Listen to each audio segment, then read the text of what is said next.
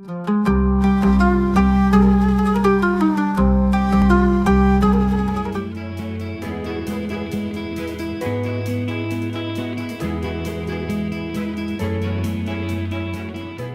बार हमने महर्षि महेश योगी जी के साथ मिल करके ये निर्णय किया कि क्यों ना एक साहित्य की ऐसी गोष्ठी राजधानी में कराई जाए जिसमें देश के चुनिंदा साहित्यकार सभी शामिल हों। भाई साहब, आप क्या कहते हैं? उन्होंने कहा बिल्कुल तैयारी करो और डेट निश्चित करो और इसका रिकॉर्डिंग और इसकी पूरी व्यवस्थाएं की जाए। निर्धारित समय हुआ, अक्टूबर नवंबर का महीना था। राजधानी दिल्ली के करीब ही है नोएडा उसमें विकसित होना आरंभ ही हुआ था। महर्षि महेश योगी वहीं पर थे, आश्रम में, अपने महर्षि नगर कुटिया में। तो वहाँ अज्ञेय जी के अध्यक्षता में कार्यक्रम का आयोजन था।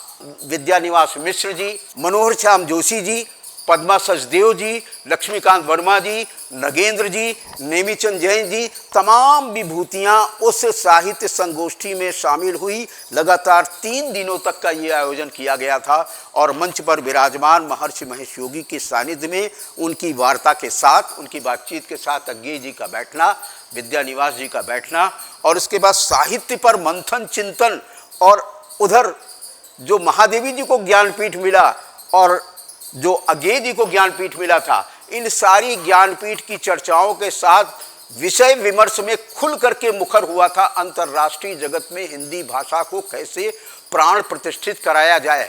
और इस प्राण प्रतिष्ठा में योगदान देने के लिए उस साहित्य गोष्ठी का आयोजन हुआ था, जिसमें शंकर दयाल सिंह भाई साहब ने खुल करके बोला और खुल करके हिंदी भाषा की सर्वत्र प्रचार प्रसार की जो योजना बनाई वो अद्भुत थी। महर्षि महेश योगी जी की बहुत मधुर स्मृतियां मेरे साथ हैं।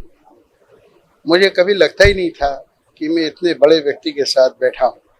6-6 घंटा लगातार एक ही आसन में वो बैठे रहते थे और मुझसे मध्य रात्रि तक बातचीत करते रहते थे और इतनी उनमें प्रेमल भाव और विनम्रता थी।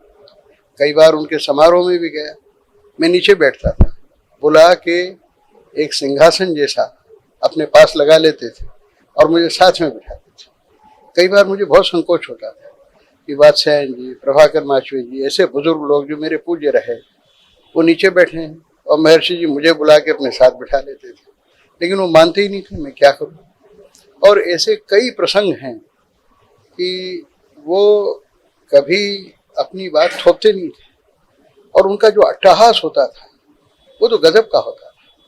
उनकी कोई निंदा भी करे, आलोचना भी करे, तो ऐसा अट्टहास करते थे कि वो सब उड़ जाते थे।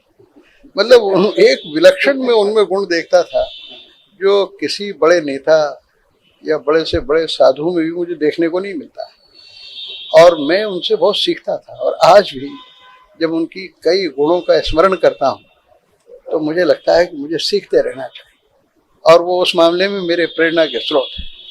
तो डॉक्टर वेद प्रताप वैदिक जी और शंकर दयाल सिंह जी दोनों ने मिलकर के तमाम योजनाओं को अंजाम देने का काम किया और वो काल छंद था कि अज्ञेय जी के नेतृत्व में महर्षि महेश योगी जी के सानिध्य में आशीर्वाद से इस चीज़ को पूरा करने का एक बीड़ा उठाया गया।